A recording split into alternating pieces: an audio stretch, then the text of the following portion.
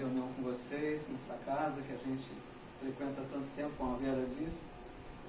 Agradeço sempre a oportunidade, as palavras da Vera. E o nosso tema de hoje, então, a lei de amor, ela tem por base, principalmente, o capítulo 11 do Evangelho segundo o Espiritismo, que é o capítulo Amar o Próximo como a Si Mesmo. Então a gente vê, como a Vera mesmo comentou, a lei de Deus, a lei de amor é a principal, né? O amor é a base, o amor está em todo o universo. Então a gente vai tentar refletir um pouquinho sobre a importância do amor na nossa jornada evolutiva espiritual.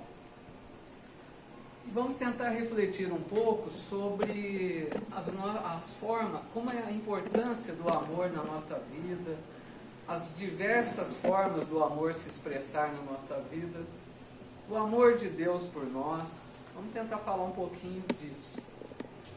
Então eu inicio com um trecho do Evangelho de Mateus, que Mateus diz que certa vez um doutor da lei queria tentar Jesus.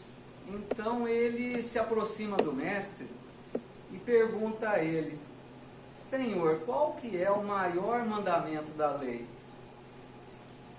E Jesus então responde para ele dessa forma: Amarás o Senhor teu Deus de todo o teu coração, de toda a tua alma, de todo o teu espírito. Este é o maior e o primeiro mandamento. E aqui tendes o segundo, semelhante a esse: amarás o teu próximo como a ti mesmo. Toda a lei e os profetas se acham contidos nesses dois mandamentos. Então aqui a gente vê algo muito interessante. Então, Jesus, então, na hora que ele diz essa colocação, na verdade, a gente vai analisar o quê? Que Jesus resumiu os 10 mandamentos. Porque vamos pensar assim, a época de Moisés recebe as primeiras revelações da lei divina, certo? Que ele recebeu os 10 mandamentos. Os 10 mandamentos são parte da lei de Deus, mas era o início da revelação da lei divina. E se a gente reparar nos 10 mandamentos, ele apresenta várias proibições. Porque a gente observa lá que consta: não matarás, não roubarás, não levantarás falso testemunho, não cobiçarás a mulher do próximo, nem seus bens. Quantos não? Não faça isso, não faça aquilo. Por quê? Porque aquela humanidade da época eram pessoas ainda de coração mais duro, pessoas embrutecidas, que era preciso uma lei mais rígida. Mas veja bem que os 10 mandamentos são válidos até hoje, porque são parte da lei de Deus. A lei de Deus não muda em qualquer época. Mas o que Jesus fez foi apresentar essa lei numa outra roupagem, numa outra forma. Então, a hora que Jesus diz: ama a Deus sobre todas as coisas e ao próximo como a si mesmo, ele está dizendo a mesma coisa dos 10 mandamentos. Porque vejam vocês, quem ama verdadeiramente não rouba, não mata, não deseja bens dos outros, certo? Então Jesus coloca os 10 mandamentos nesses dois. Ele faz um resumo da primeira revelação. E Jesus, na verdade, vem a ser a segunda revelação que a gente sabe da lei divina. Jesus vem dar um aprofundamento na lei divina para nós. E Jesus fala de Deus, nosso Pai. Não mais aquele Senhor dos exércitos. Não mais aquele Deus que a gente da época temia. Não é? Muitas pessoas até hoje trazem ainda aquela expressão do temor a Deus. Por que temor a Deus? Porque é uma expressão antiga. Porque naquela época, as pessoas acreditavam que Deus ficava nervoso, irritado. Então eles ofereciam sacrifícios a Deus para acalmar a ira de Deus. Mas hoje, Jesus veio falar que Deus é o Pai, Pai amoroso, que ama todos nós. E Deus ama a cada um de nós incondicionalmente. Se a gente parar para pensar o que é isso, a gente ouve às vezes as pessoas dizerem assim: Deus está triste comigo porque eu fiz tal coisa. Deus está chateado comigo. Ou será que Deus me perdoou pelo que eu fiz? Então essas colocações não estão corretas. Porque na verdade Deus não tem essa forma de agir do ser humano. Deus é a inteligência suprema, é o amor infinito. Ele sabe perfeitamente que nós vamos errar. E Ele nos ama apesar de tudo. Mas Deus é educador. Porque se Ele é o Pai amoroso que quer o nosso bem, imagina se Ele fosse deixar a gente fazer tudo que a gente quer e passar a mão na cabeça. Então Deus educa. Então por isso que muitas vezes a dor bate à nossa porta. Às vezes o sofrimento está presente em nossa vida, para nos reconduzir ao caminho do Pai. Mas nunca pensar que Deus está triste, chateado, nervoso conosco. Ele nos ama e Ele sabe das nossas limitações. Então essa proposta de Jesus, amar a Deus e ao próximo. Mas como que a gente pode amar a Deus? Que é fácil. A hora que a gente conhece esse Deus que a doutrina revela, é um Deus amoroso. Quem que não ama a Deus? Mas, para amar a Deus verdadeiramente, precisamos aprender a amar seus filhos, nossos irmãos em humanidade. E a gente está nesse aprendizado. A gente precisa começar a enxergar o outro com bons olhos. Se Deus olha para esse filho com intenso amor, por que nós vamos julgar? Ele é o Pai amoroso que quer o mesmo bem a todos nós. Então, nesse mesmo capítulo do Evangelho, tem uma mensagem do Espírito Fenelon, que ele diz, vou ler só um trechinho, porque a mensagem é longa. Ele diz assim: o amor é de essência divina.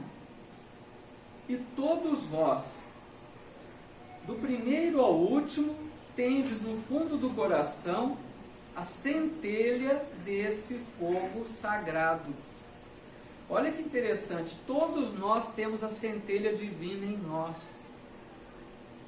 Quando a gente pensa sobre isso, todos quer dizer até, vamos imaginar agora, alguém que está agindo com crueldade, tirando a vida do semelhante a troco de nada. Tem a centelha divina também. Aí a gente pode pensar, será que Deus errou? Será que a criação de Deus não é perfeita? Como queria criar um ser dessa condição? Mas graças às luzes da doutrina espírita, nós vamos entendendo que está perfeita a criação. Deus sabia que nós estaríamos sujeitos ao erro, porque Deus nos concede algo maravilhoso, que é o livre-arbítrio. Ou seja, Deus respeita o que nós queremos fazer da nossa vida. Mas Deus deixa a gente errar, mas Ele não desce para errar conosco. E Ele deixa a gente errar porque Ele quer que a gente aprenda com os nossos méritos a compreender o que vale a pena ou não. Então, a ideia da criação é complexa. Deus poderia ter criado tudo anjo, tudo pronto, bom, sem passar pelo erro, mas Ele fez de uma forma, só Deus mesmo. nós somos criados, vamos imaginar um exemplo bem simples. Quando a gente olha uma árvore frondosa, é muito difícil imaginar que aquela árvore veio de uma semente minúscula, não é? É difícil para a gente imaginar. Então, quem é o anjo? O anjo somos nós hoje, que vamos trilhar a nossa jornada e um dia seremos anjos. Então, quem vê a nós hoje pode dizer, jamais vai ser anjo. Mas a doutrina espírita diz que sim. Nós fomos criados para a perfeição possível, as criaturas humanas. Essa é a criação perfeita de Deus. E então amar é desejar a felicidade do outro. Porque a gente experimenta várias formas de amor. Amor de amigo, amor de irmãos, amor de casais e o amor de mãe. O amor de mãe é uma das mais belas expressões do amor na Terra. Porque a mãe ama, independente do filho corresponder a esse amor. Ela ama apesar do filho ser até um bandido. Ela ama. Então o amor de mãe é incondicional. Mas como nós estamos num mundo que não é perfeito ainda, até o amor de mãe ainda não é perfeito. Porque a mãe ama muito o seu filho. Mas ela não consegue amar assim o outro filho. Não é? Então nós estamos nessa jornada em busca desse amor. Mas o amor de mãe é a maior expressão que nos mostra o caminho desse amor. Então amar é desejar a felicidade do outro. Será que a gente ama? Ou a gente espera que o outro nos faça feliz? Os casais, quando juram amor para sempre, será que estão amando verdadeiramente ou falando assim, eu espero que você me faça feliz, não é? Então, o amor, ele não tem condição. Não espera nada em troca. Quando a gente ama alguém, a gente quer tudo de melhor para aquela pessoa, mesmo que ela seja ingrata, mesmo que ela não corresponda. E uma vez perguntaram então a Buda, Buda, qual a diferença entre gostar e amar? Ele fala assim, quando você gosta de uma flor, você arranca para tê-la consigo.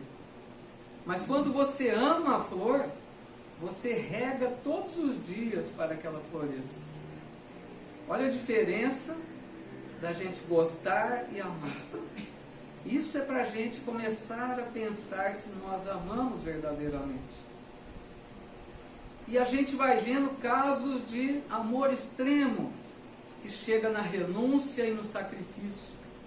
Quando a gente ouve falar de Bezerra de Menezes, o médico dos pobres, que pela sua vida de sacrifício, de amor ao semelhante, foi-lhe oferecido planos mais altos na evolução, para que ele habitasse outros orbes mais felizes.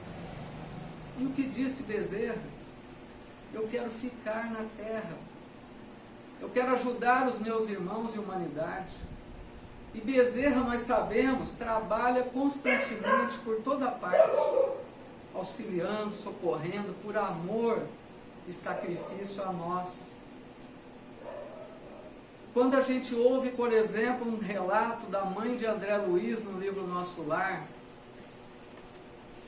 que morava em uma esfera acima de Nosso Lar, e certa vez ela diz a André Luiz, filho, eu preciso reencarnar. E ela diz que iria reencarnar para renascer na mesma época do ex-marido, casar-se com ele novamente.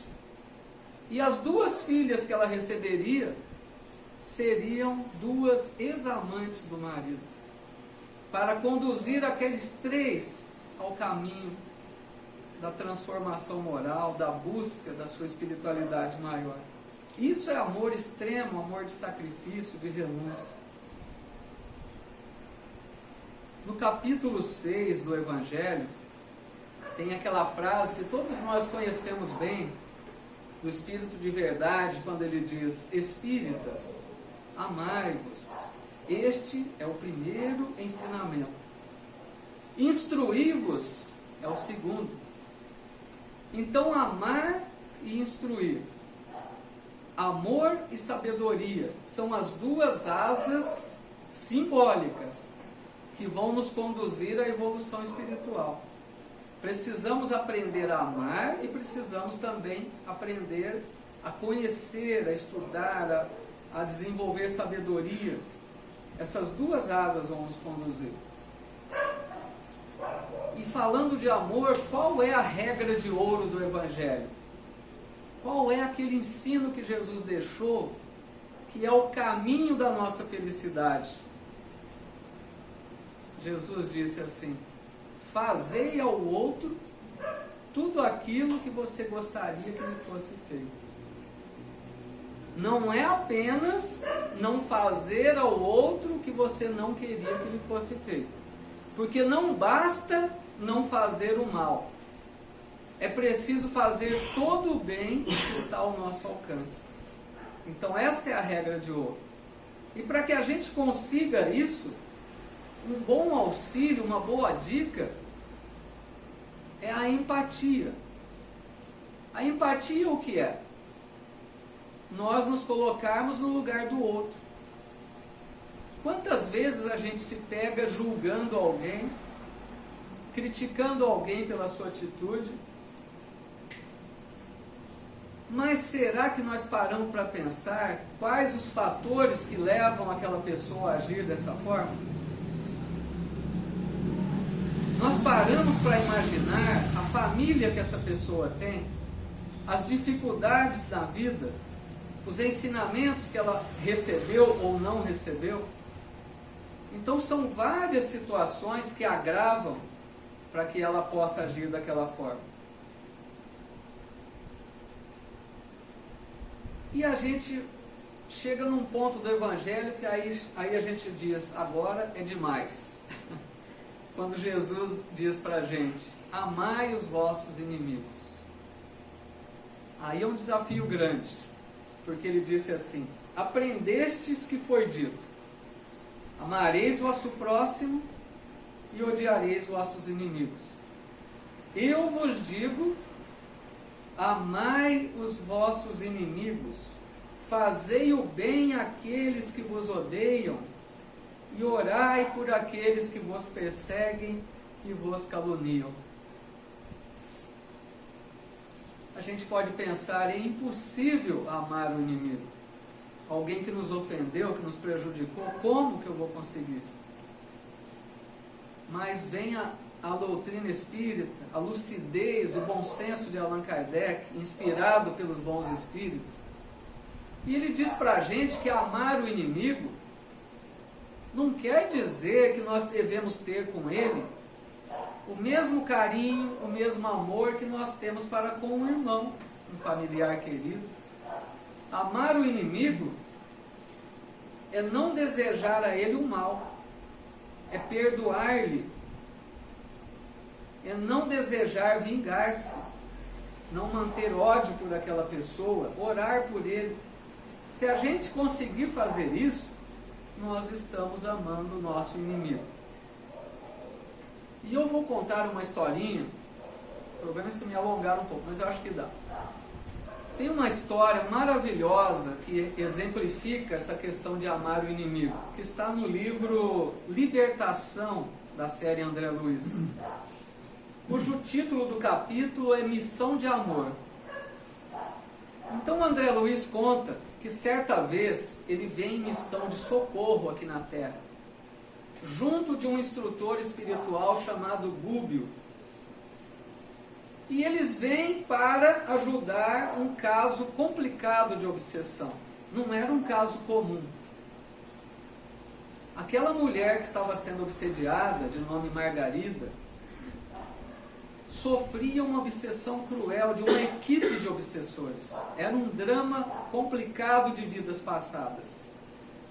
E o chefe dessa equipe de obsessores, um espírito altamente inteligente e perverso, de nome Gregório, habitava uma região das trevas, e ele comandava essa equipe de lá.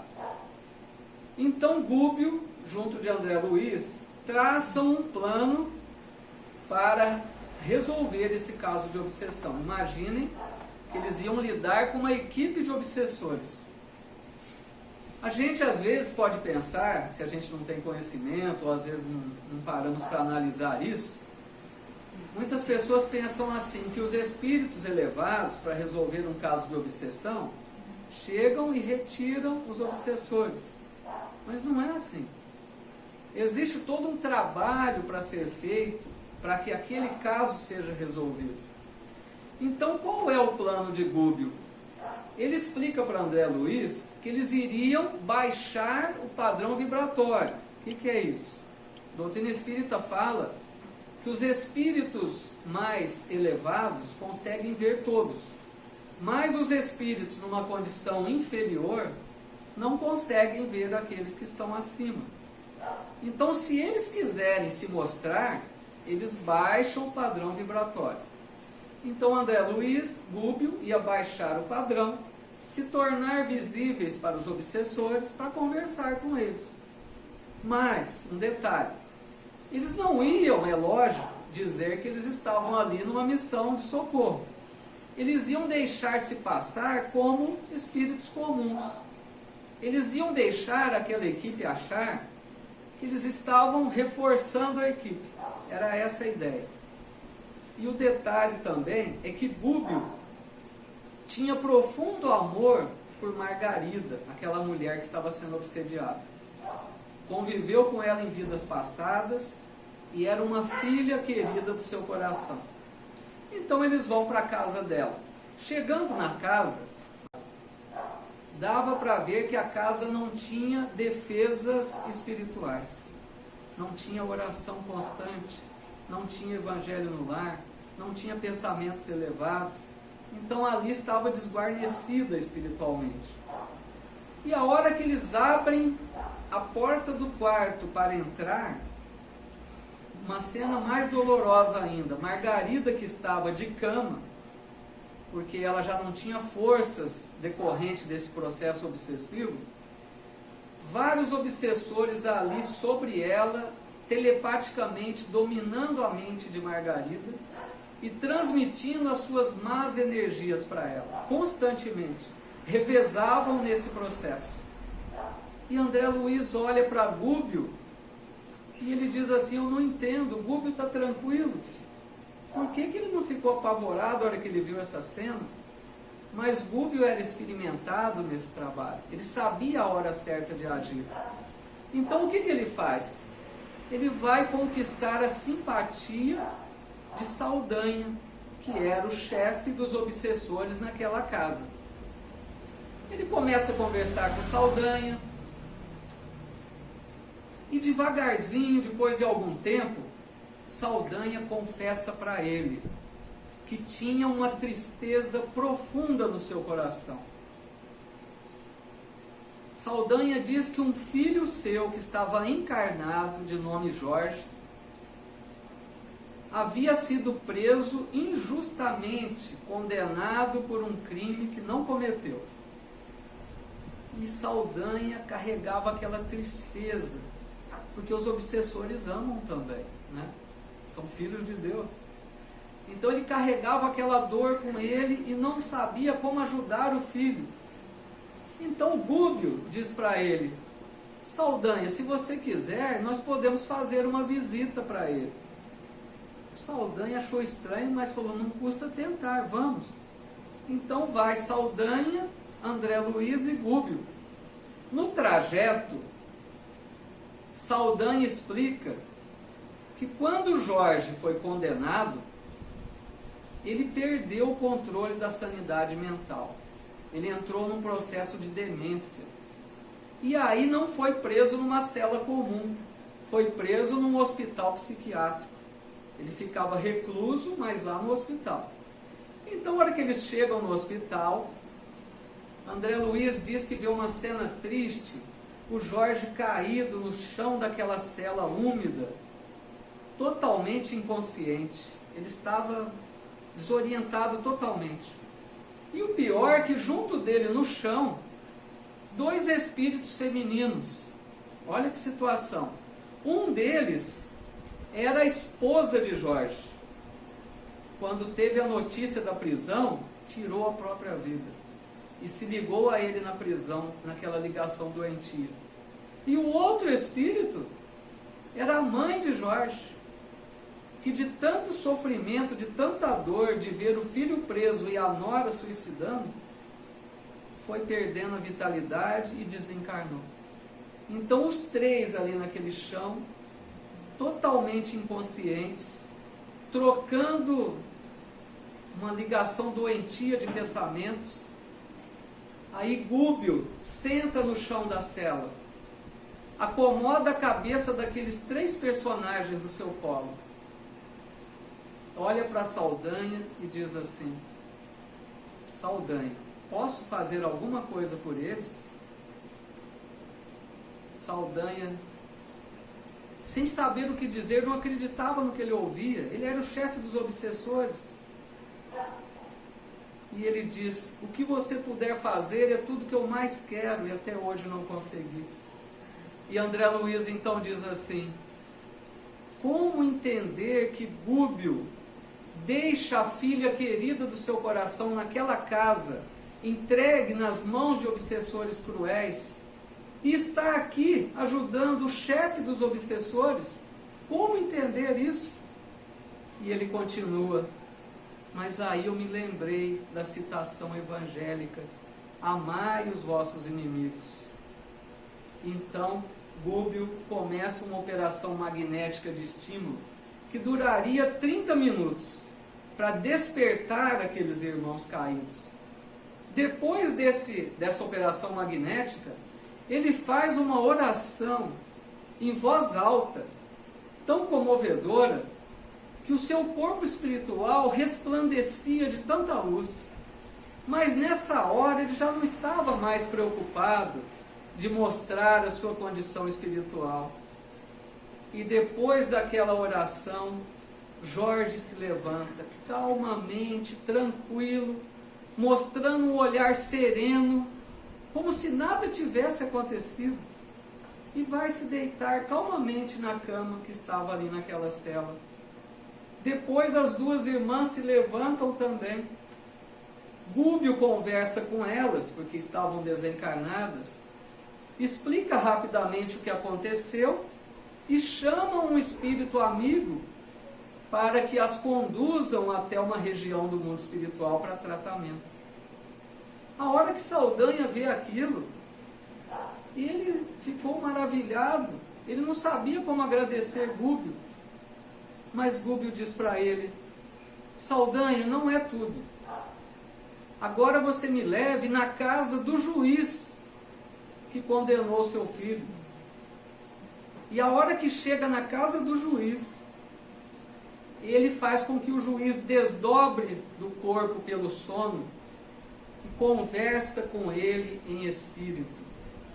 E ele mostra a esse juiz as graves responsabilidades que ele assumiu com aquela condenação injusta. Ele mostra a esse juiz as consequências duras que ele iria enfrentar por essa atitude. E a hora que esse juiz desperta no corpo, ele acorda com a ideia fixa: reabrir o caso Jorge, o que depois de algum tempo iria culminar com a liberdade do mesmo. Então, de volta à casa de Margarida, no meio do trajeto,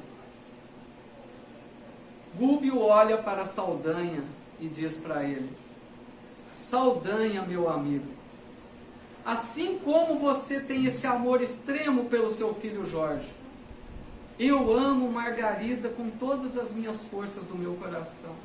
É uma filha de outras eras. E eu te peço, Saldanha, me ajude a terminar essa obsessão. Olha o pedido, para o chefe dos obsessores. E André Luiz diz assim: naquela hora, eu presenciei uma cena comovedora que seria impossível algumas horas antes. Porque o Saldanha, com grossas lágrimas nos olhos, ele responde para Gúbio: ninguém me falou ainda como tu. Tuas palavras são consagradas por uma força divina que eu não conheço. Porque chegam aos meus ouvidos quando já me encontro confundido pelos teus atos convincentes. Faze de mim o que desejares. Olha a frase que esse homem disse. Era a conversão daquele chefe dos obsessores, com amor. A partir dali, nesse mesmo processo, de um a um, Gúbio vai conquistando os obsessores. E depois de algum tempo, Margarida estava liberta da obsessão. A força do amor.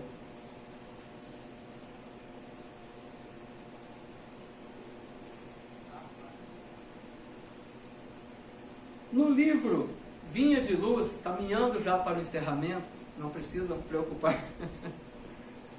No livro Vinha de Luz, Emmanuel dita a Chico Xavier uma mensagem que eu trago aqui, duas frases que eu creio que reforçam essa ideia. Que ele diz assim: ouçamos a sugestão do amor a cada passo na senda evolutiva. Nós todos estamos numa grande jornada evolutiva do desenvolvimento espiritual, através das nossas múltiplas reencarnações, centenas de reencarnações. E nessa nossa jornada, atravessamos fases difíceis, problemas dos mais variados tipos, sofrimentos, aflições, desvio do rumo. São tantos problemas nessa jornada, mas Emmanuel diz: se nós formos inteligentes e sábios, muito mais sábios, nós deveríamos ouvir a sugestão do amor. É como se fosse a voz de Deus dizendo dentro de nós: meu filho, tenha mais paciência, compreenda um pouco mais, tolera um pouco mais. É a voz de Deus ecoando dentro de nós. E quantas vezes a gente ignora essa voz e a gente age com as nossas tendências instintivas, agravando ainda mais a nossa situação. E Emmanuel continua: quem ama, compreende. E quem compreende, trabalha pelo mundo melhor. Não é à toa que a bela oração de Francisco de Assis, ele diz numa frase: que eu possa compreender mais do que ser compreendido. E Emmanuel fala que quem compreende, trabalha pelo mundo melhor. O que é compreender? É ter olhos de entender aquele filho que está desviado do caminho do bem. Quando a gente vê alguém agindo de forma que nós não aprovamos, e nós muitas vezes brigamos, desentendemos, não perdoamos, guardamos ódio, rancor, que a gente possa entender que às vezes ele não teve as mesmas oportunidades que nós. Às vezes é uma pessoa enferma da alma. Que a gente tenha essa visão de compreender a beleza dessa criação divina. Que assim como esse hoje erra, nós já erramos também de forma semelhante, que hoje nós às vezes não aprovamos. E para então encerrar, eu vou encerrar com uma crônica de Humberto de Campos, que ele apresenta no livro Contos e Apólogos, ditado a Chico Xavier, que ele dá o nome de A Esmola da Compaixão. Então diz Humberto de Campos que logo depois que Jesus deixou o ambiente terrestre após a crucificação e retornou à pátria espiritual, os seus discípulos continuaram a sua missão de amor. E esses discípulos criaram uma casa onde eles acolhiam os desvalidos, os sofredores de toda a ordem. E essa casa veio a ser conhecida como a Casa do Caminho. E nessa casa, diariamente, chegavam uma multidão de pessoas. Eram velhinhos desamparados, mãezinhas frágeis carregando crianças doentes nos braços, alienados mentais, enfermos, necessitados de toda a ordem. E todos eram acolhidos nesse pouso de amor pelos discípulos liderados pelo apóstolo Pedro. Pedro trabalhava incansavelmente, com muito amor, para atender a toda aquela multidão de infelizes. Mas, naquele dia em especial que se refere Humberto de Campos, fosse talvez pelo cansaço físico ou pela fragilidade da condição humana, Pedro se mostrava completamente irritado. E assim Pedro começou a apontar as falhas, os defeitos daquelas pessoas que lá chegavam. Assim ele diz para um amigo do trabalho: olha, você vê aquele homem que vem em nossa direção com o braço ressequido? Aquele infeliz espancou a própria mãe numa noite de embriaguez. É justo que ele sofra agora. Depois ele olha para uma mulher que vinha se arrastando pelo chão, com o corpo cheio de feridas, e ele dizia ao outro auxiliar: essa mulher é orgulhosa e cruel. Muitas pessoas já viram, já presenciaram o seu riso sarcástico diante da aflição de escravos que ela mandava agonizar, mandava matar diante dos seus próprios olhos. Ela merece esse sofrimento. E assim ele continuou aquele dia, apontando as falhas, as mazelas daquelas pessoas. Quando no final do dia, ele já estava fechando aquela casa para o repouso noturno, ele era o único que estava naquele ambiente aquela hora. Todos já haviam se retirado. E ele, ao fundo da casa fechando, não percebe que entra um peregrino muito simples naquela casa. E Pedro não percebeu a presença dele. Mas a hora que lá do fundo ele se vira e olha à distância e vê aquele homem, ele grita de lá para ele: ei você, o que você quer agora? Já é tarde, já estamos fechando. Mas aquele homem nada respondeu. Então Pedro insiste: diga logo o que você quer, já é tarde, eu preciso ir descansar. E Pedro foi se aproximando. Quando ele chegou mais próximo, chamou a atenção dele os pés daquele homem descalço. Os pés daquele homem sangravam. E ele percebeu umas marcas estranhas naquele pé. Ele aproximou mais e se deteve nas mãos. As mãos também sangravam. E tinham duas marcas naquelas mãos.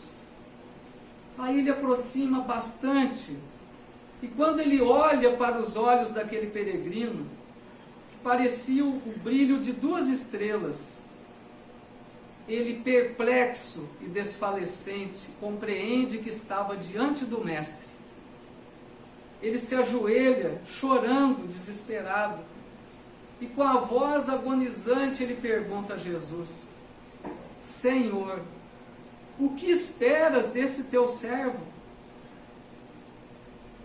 Jesus acaricia a cabeça de Pedro e responde a ele com voz triste: Pedro, nós não fomos chamados para socorrer as almas puras do caminho. Venho rogar-te a caridade do teu silêncio quando você não puder ajudar. Imploro-te, Pedro, para os filhos da minha esperança, a esmola da compaixão. Boa noite a todos.